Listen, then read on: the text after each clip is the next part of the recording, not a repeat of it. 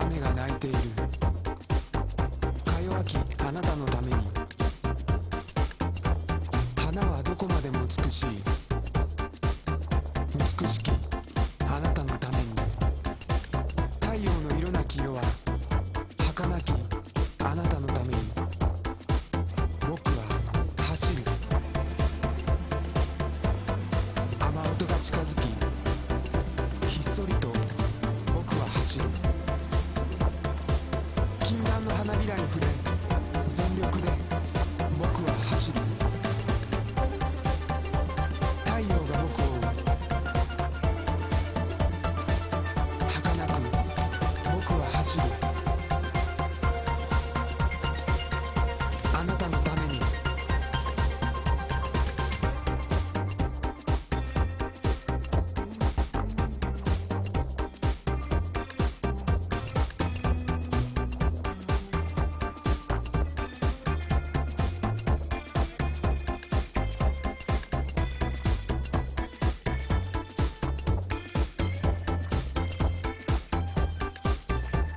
雨音が近づき、ひっそりと僕は走る。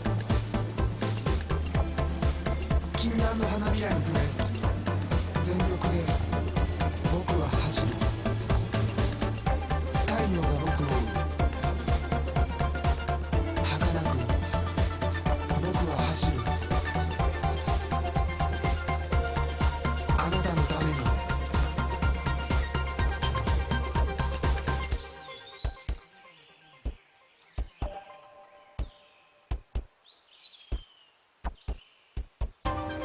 雨音が近づき、ひっそりと僕は走る。禁断の花びらに触れ、全力で僕は走る。太陽が僕を追う。儚く僕は走る。あなたのために。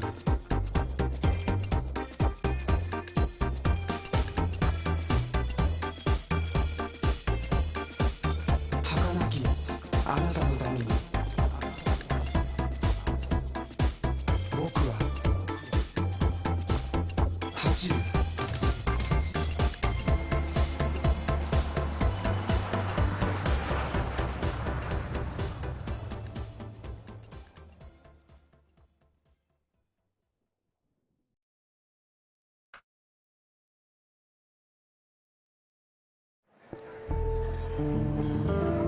Welcome to Flower, Sun and Rain. I'm sorry for that introduction in Japanese, but they decided to open with some live action video, even though there's not much of it in the game. It mentioned words flower, and sun, and rain, and also it kept repeating Boku wa hashiru, which I think means I run in general, and yes, there was a lot of running as you saw.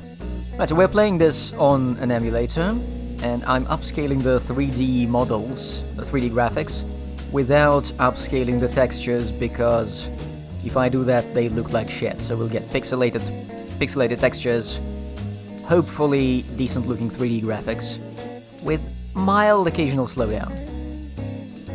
Right, also, the empty corner in the top right is going to be filled eventually. By the way, I can also swap between the two screens in case something interesting happens on the bottom one, which I doubt. So, let's get going.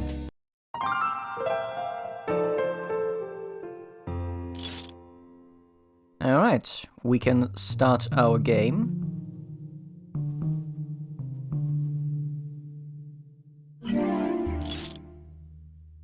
Edo McAllister's Hello Save Data. Right, let's pick our save slot. I think we can go with slot number 1.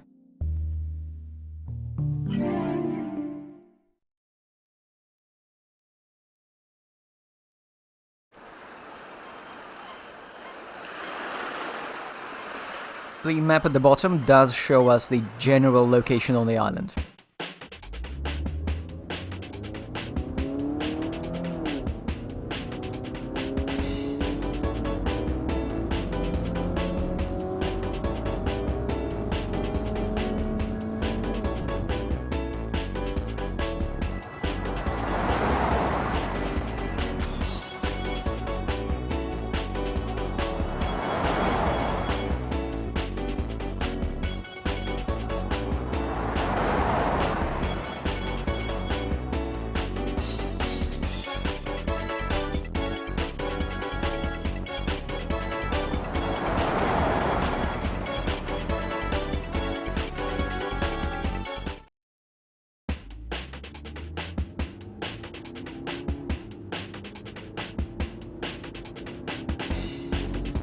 Okay, before we go into the game proper, I do need to tell you a story.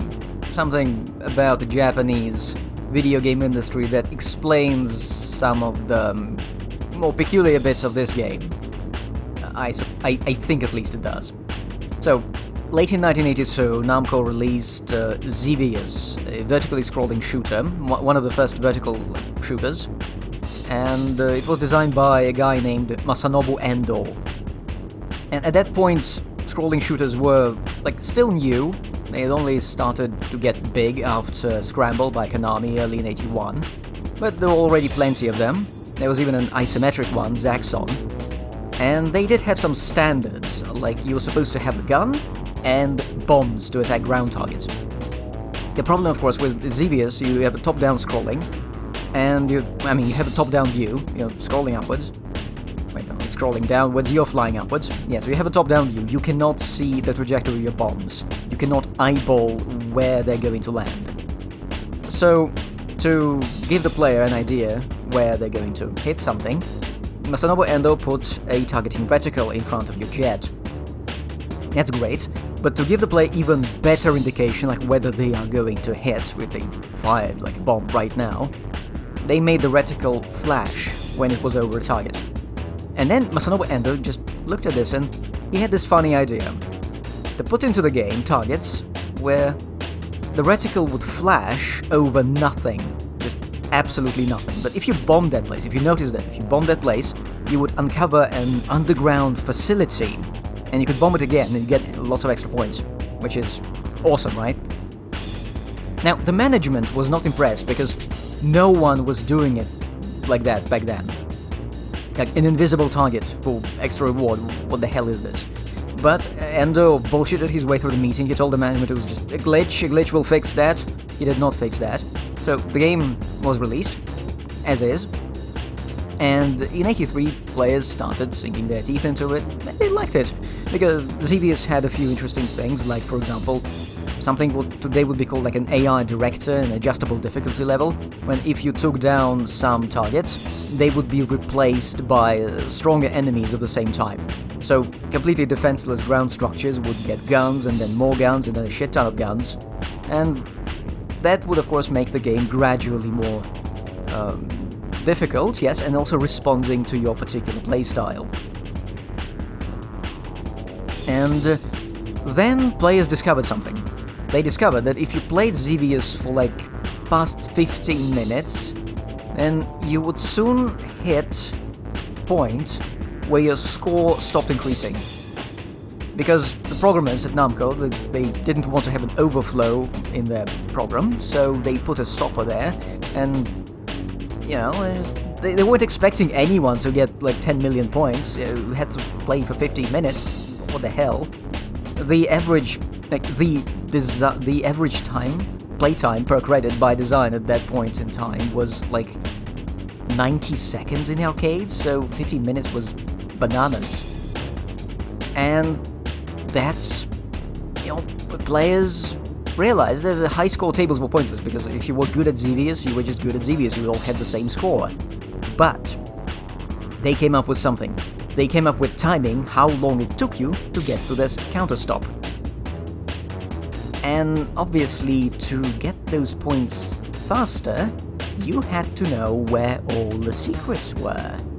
And there were even more tricky secrets in the game, because there were some spots where you could get an extra life if you bombed an invisible thing, points and an extra life if you bombed an invisible target on the ground, except the reticle did not flash over those targets, and their position was randomized between within a certain area. So you had to know your shit really well. And so players in Japanese arcades started writing about this. They started taking notes, trading notes, and they started writing about it in zines. And in 83 comes the first issue of a new zine called Game Freak, and they ran a guide on how to score fast in Xevious by the very first guy who actually reached 10 million points. And so this new fascination with secrets hunting appears in Japanese arcades, and the industry noticed this, because ZVS had a longer tail. The sales did not drop off the way they usually do, and the game remained popular for longer. They kept bringing money for longer. Which is why, when you enter 1984 and you read about arcade cabinets of 1984, you suddenly start seeing, oh, they're like trivia, oh, there's like a secret, if you go in the opposite direction, you get an extra life, or like if you jump in this empty spot, you get points. If you like miss the end of the level, like you have like a chance to like miss the platform at the end of the level and jump on a different place, you get extra points. Completely bullshit secrets, but they were there. And people loved them. In 84, Masanobu Endo got another of his games released, the Tower of Druaga, one of the inspirations for The Legend of Zelda, I think. And in that game, you kinda had to find secrets in lower levels before you'd have a chance to find secrets in higher levels. And the game was completely bullshit, but it kinda resonated with the mood in Japanese arcades in the day, and it was very popular.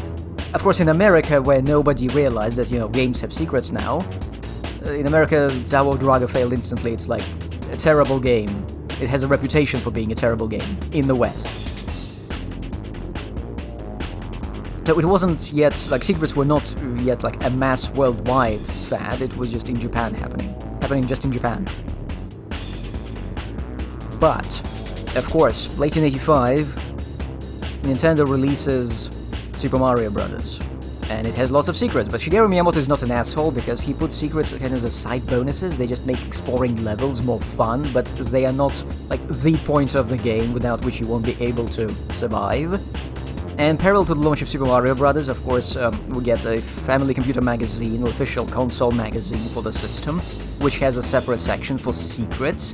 And parallel to this, Nintendo publishes the strategy guide for Super Mario Bros. Well, it wasn't Nintendo, it was Tokuma Shoten, the company that worked with Nintendo publisher. So this is happening in Japan, and late in 86, Super Mario Bros. And the NES finally get a big release in the West, in America. And early in 87, Nintendo started running its Nintendo Fun Club, its first official newsletter in America. And I looked it up, and when I was looking for the scans of the first issue, I already kind of had a feeling what I was looking for, and it was right there. On the first page, there was this article about Super Mario Bros., a picture of Mario, and at the bottom of the article, there's like, hey kids, if you subscribe to the newsletter, you get a coupon for a free copy of How to Win at Super Mario Bros., so a strategy guide. So, like, hunting for secrets and reading about secrets, at this point, is entering, like, mass video game industry in the United States, too. I mean, obviously there were companies like Infocom and Sierra Online, adventure game companies, which ran helplines, and they also published hint books, but their sales were tiny compared to the sales of Super Mario Bros., one of the best-selling games of all time. So, Mario really jump-started this secrets, hints, all this fad. And of course, this was very good, because children would be frustrated by getting stuck in games. They would buy magazines, and those magazines were like 90% ads. But children could read about also secrets in other games, maybe they'll buy other games, and this kind of starts the modern, well, not modern, it's already dead, I think, at this point, but like the late 80s and the 90s video game magazine style, with walkthroughs and reviews and all of this. And puzzling players is absolutely the point. Another thing is that, of course, we get a number of developers who come out of this period. We've got, Game Freak. Game Freak magazine, right? Those guys later founded Game Freak, the game company, and you may know it for, the Pokemon games. When they release a Pokemon game and there is like some monsters which have bullshit requirements for capturing them, they know perfectly well what they're doing. They were there at ground zero, they know how it works. They know we will keep talking about them. There will be guys with videos, reaction videos, whatever. And it's all publicity. It all works. They know it works. It's worked for decades. Then who we get? We get Shigeru Miyamoto, obviously. I think secrets and exploration, looking for like little nice things, is just a perfect match to his personal game style, design style. So it's not just marketing. Then we get Hideo Kojima, absolutely a guy who also started in the late 80s, and he revels in these secrets, really bullshit ones, where you only see a bit of dialogue in a particular spot. If you call a particular person holding a particular item during a particular stage of a specific boss fight, that kind of stuff. So he's also in on it. Everyone's in on it. And, finally we get Suda51, a guy who was growing up in the late 80s, and he saw all this crap happening around him. Games like Milan's Secret Castle, I bet, which are unbeatable without a guide. And all these guides being sold and marketed. And he kinda made a game about that, except Suda is not like everyone else. He is a rebel. He wants to not follow the trends. He wants to laugh at it. Point and laugh. And this is what we'll be doing this game. So let's get started for real.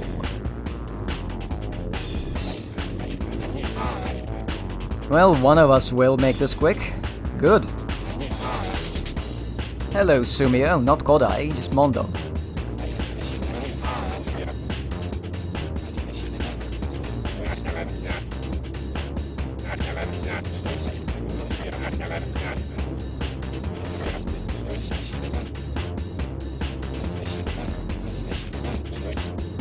Where did you find this?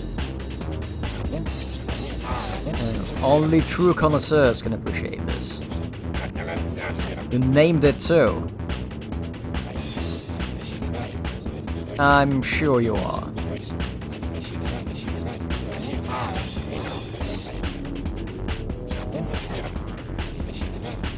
How nice of you to say this. Now I won't be thinking about it at all.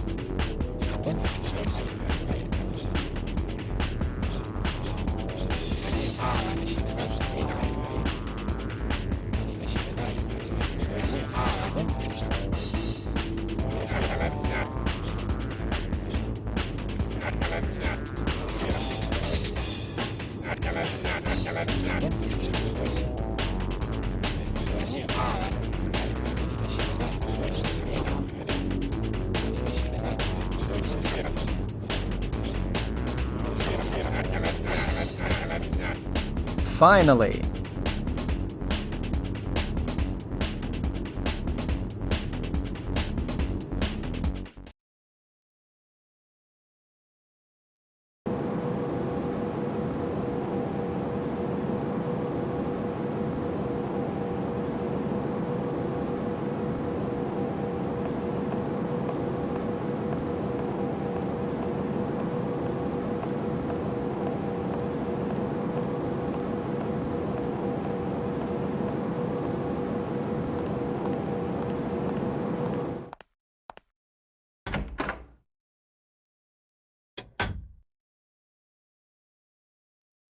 Huh.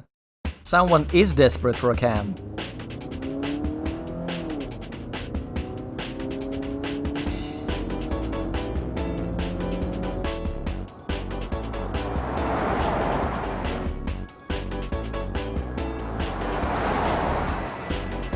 Yeah, we're also driving at the airport.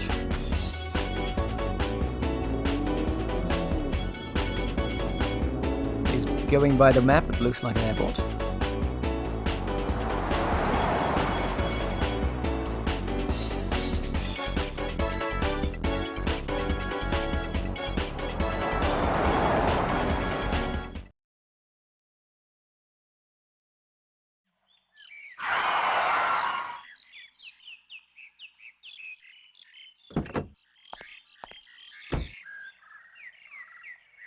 And we're back to the middle of the island. Oh, I guess in the first cutscene we were driving on that road that comes in from the south.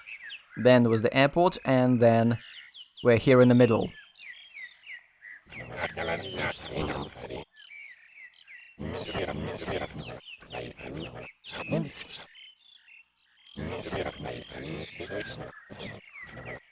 I'd rather use the stylus, it gives me actually speed controls. But before I can take a step,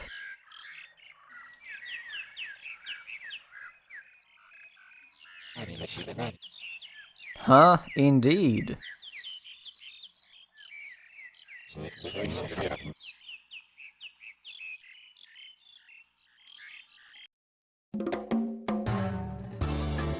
Okay. So this is an addition. This is something that was not present in the original PlayStation 2 release of this game. And the PS2 version, by the way, came out only a couple of years after the silver case.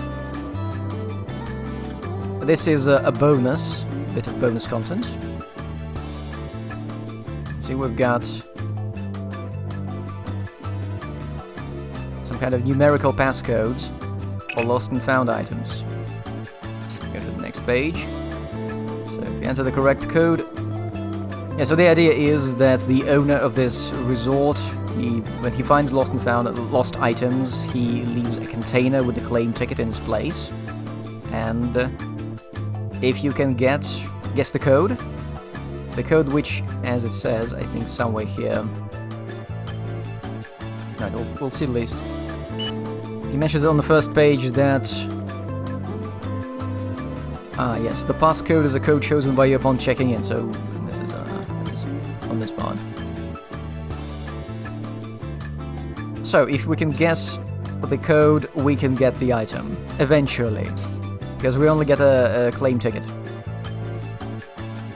So, lorry spare tire, how many tires does a lorry have? The big letter thing is where the puzzle is. And below that is the hint of the number. A two-stone statue. Twins have recently been given a magnificent birthday, reaching adulthood. Combine the two together. Miniature gigs. The miniature gigs. The number of cars using it. Could be useful to know. So, also, by the way, we have memo, where I can draw 2 pages.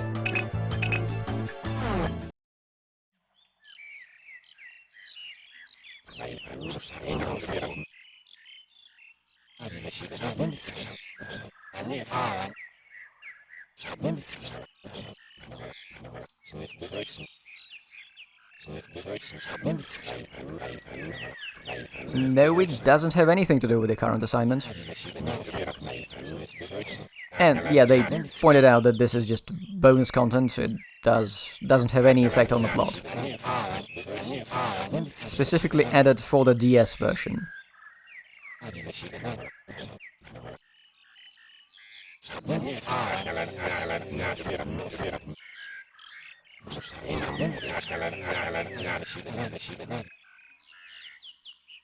Now, I could start hunting these right now, but I am not going to yet, because we'll need to give our main puzzle-solving tool a proper introduction.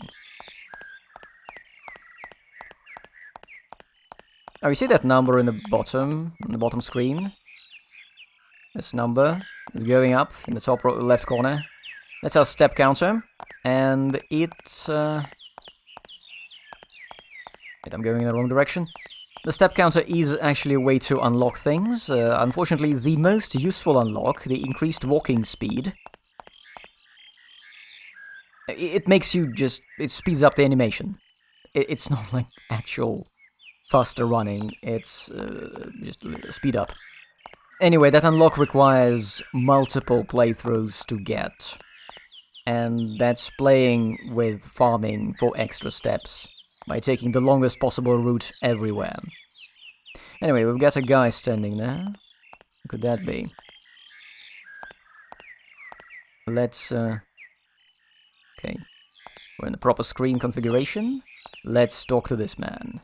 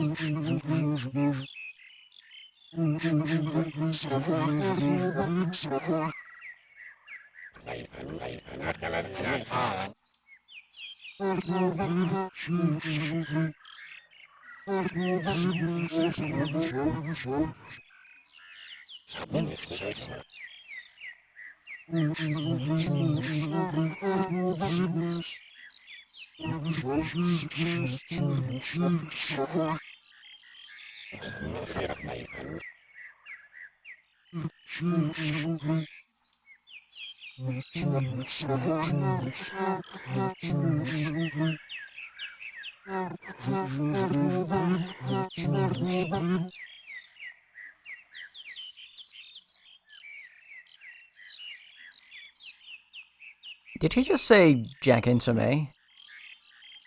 Oh well, I'm sure that's nothing. Wait, did he have a silver eye?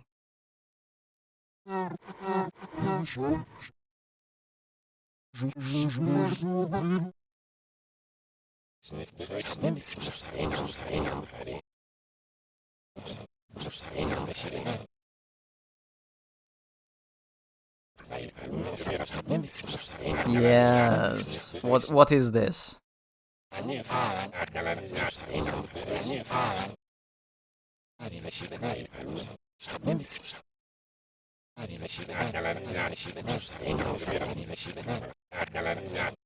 Ultimate computerized unlocking device, Catherine.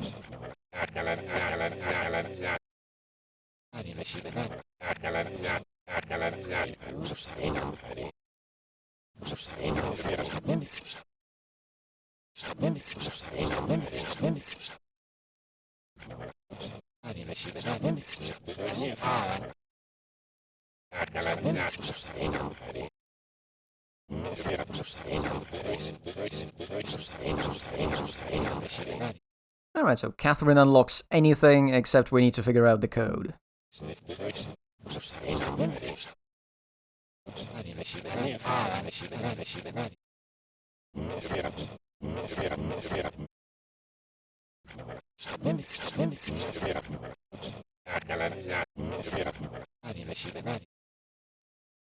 Wasn't there something about perfect in the silver case? Nothing is perfect.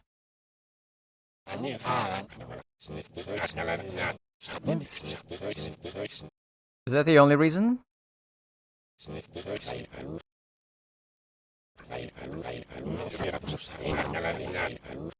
Okay, a hint.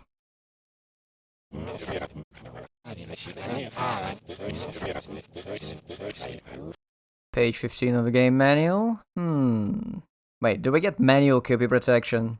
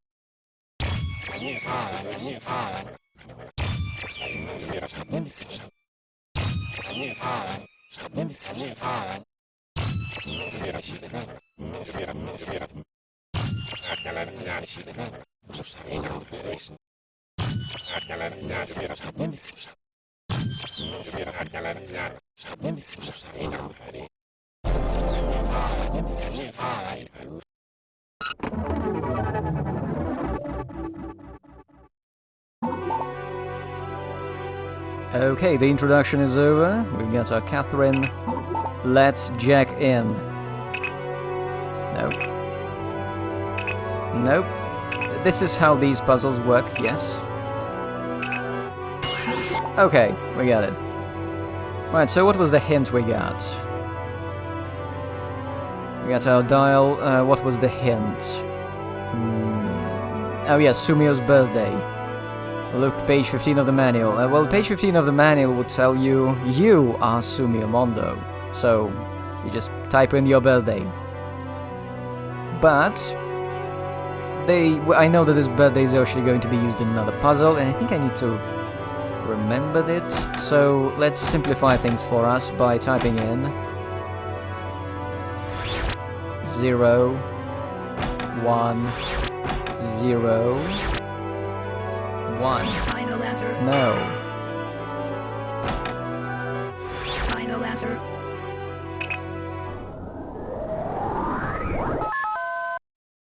This sound effect is also used in No More Heroes. It doesn't matter what you type in here, you will pass this, regardless.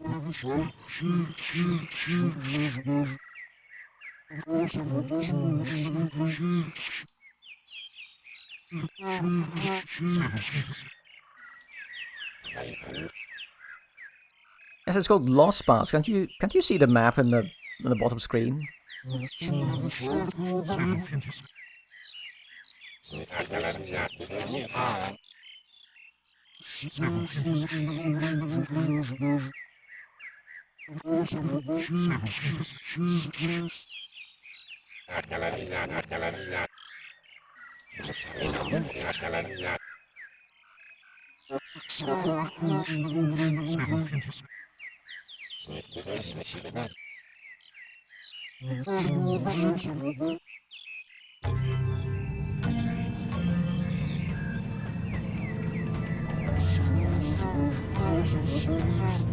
Of course.